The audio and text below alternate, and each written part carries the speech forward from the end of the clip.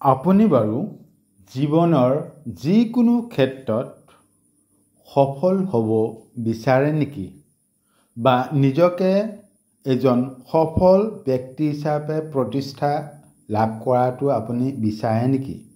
যদি বিচাৰে তেতিয়াহ'লে এটা শব্দ গুৰুত্ব দিয়ক। সেই শব্দটো হ'ল ফ'কাছ, অৰ্থাৎ ফ'কাছ পইণ্ট।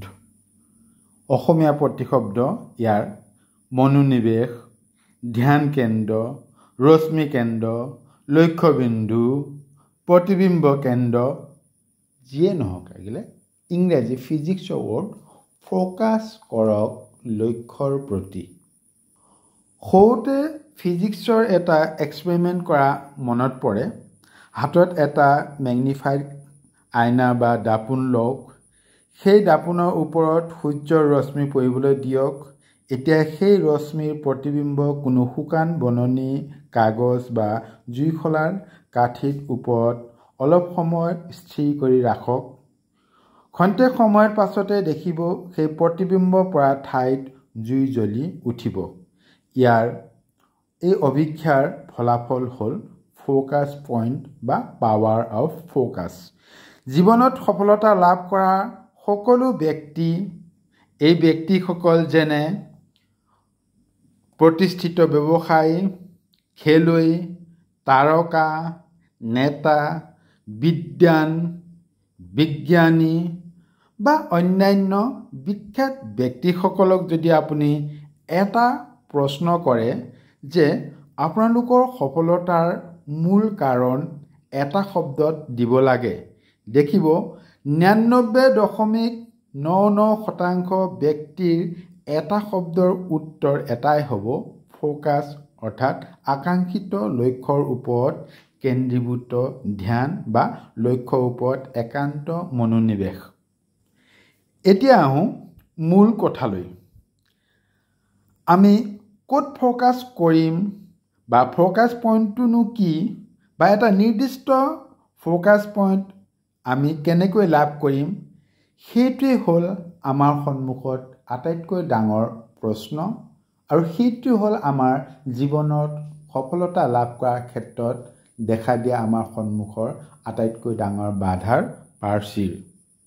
মই আপোনালোকৰ জ্ঞাতাৰ্থে মোৰ ব্যক্তিগত জীৱনৰ এটা অভিজ্ঞতা ইয়াত উল্লেখ কৰিব বিচাৰিছোঁ।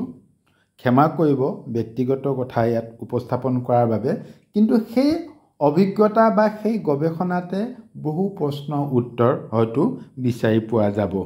মোৰ প্ৰায় 20 বছৰীয়া শিক্ষকতা অভিজ্ঞতাত প্ৰত্যেক বছৰে শতাধিক স্নাতক পৰ্যায়ৰ ছাত্ৰ ছাত্ৰীক এটাই প্ৰশ্ন কৰোঁ, তোমাৰ জীৱনৰ লক্ষ্য কি? তাৰে প্ৰায় 90% ছাত্ৰ ছাত্ৰীৰ উত্তৰ দিয়ে এতিয়াও থিৰাং কৰা নাই বা ঠিক কৰা নাই। 10% ছাত্ৰ ছাত্ৰীয়ে আগ্ৰহৰ ভিত্তিত বহল ক্ষেত্ৰ একোখনৰ নাম কয়, যেনে শিক্ষক হ'ম, প্ৰশাসনিক দিশত যাম, আৰ্মি হ'ম বা পুলিচ হ'ম, বৈজ্ঞানিক হ'ম, ব্যৱসায় কৰিম ইত্যাদি। হয়তো তাৰে মাত্ৰ 1% বা তাতোতকৈ কম ছাত্ৰ ছাত্ৰীৰহে এটা নিৰ্দিষ্ট ফ'কাছ পইণ্ট বা নিৰ্দিষ্ট লক্ষ্য আছে বা কয়, তেওঁলোকে প্ৰকাশ কৰে, যেনে মই কলেজ শিক্ষক হ'মেই, বা মই ইণ্ডিয়ান আৰ্মিত ভৰ্তি হ'মেই, বা ইণ্ডিয়ান আৰ্মিত যামেই। এই ধৰণৰ উত্তৰ 1%তকৈ কম ছাত্ৰ ছাত্ৰীৰ মুখৰ পৰাহে শুনা যায়। এই গৱেষণাৰ পৰা পোৱা গ'ল যে 1%তকৈ কম ব্যক্তিহে জীৱনৰ লক্ষ্য স্থিৰ কৰিছে, আৰু বাকী 99%তকৈও বেছি নৱপ্ৰজন্মৰ যিসকল স্নাতক পৰ্যায়ত অধ্যয়ন কৰি আছে, তেওঁলোকৰ কোনো নিৰ্দিষ্ট লক্ষ্য বা জীৱনৰ গ'ল নাই। গতিকে মনোনিৱেশ ক'ত কৰিব বা ফ'কাছ পইণ্ট কি হ'ব? যদি কোনো নিৰ্দিষ্ট লক্ষ্য কেন্দ্ৰ নাথাকে, তেতিয়া আমি ক'ত মনোনিৱেশ কৰিম বা ধ্যান কেন্দ্ৰীভূত কৰিম? ইয়াৰ ফলত আমাৰ জীৱন গুৰিয়ালহীন নাৱৰ দৰে বতাহৰ ঢালে ঢালে ঘূৰি ফুৰিব। ইয়াৰ অন্তিম পৰিণতি ব্যৰ্থতাপূৰ্ণ বা তিক্ততাপূৰ্ণ আৰু হতাশগ্ৰস্ত জীৱন। লক্ষ্য স্থিৰ কৰিব নোৱাৰাৰ মূল কাৰণ কি? লক্ষ্য স্থিৰ কৰিব নোৱাৰাৰ মূল কাৰণটোৱে হ'ল প্ৰত্যেকজন ছাত্ৰ-ছাত্ৰীয়ে বা নৱপ্ৰজন্মই নিজৰ প্ৰতিভা, নিজৰ শক্তি আৰু নিজৰ সামৰ্থ্যৰ প্ৰতি সম্পূৰ্ণ অজ্ঞ, অৰ্থাৎ নিজক নিজে চিনি নাপায় বা নিজক চিনাত হোৱা ব্যৰ্থ।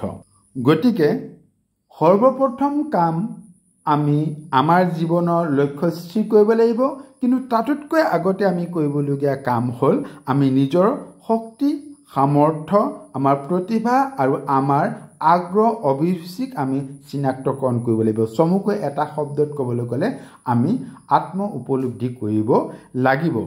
তাৰপিছত আমি লক্ষ্য স্থিৰ কৰিব লাগিব আৰু সেই লক্ষ্যত অৰ্থাৎ ফ'কাছ দিব লাগিব, অৰ্থাৎ মন কেন্দ্ৰীভূত কৰিব লাগিব, তেতিয়া আমাৰ জীৱন সফল হ'বই। পৰৱৰ্তী সময়ত আমি এই বিষয়ে আৰু সবিশেষ আলোচনা কৰিম। সকলোকে ধন্যবাদ জনাইছোঁ। সকলো মংগলে থাকক, কুশলে থাকক।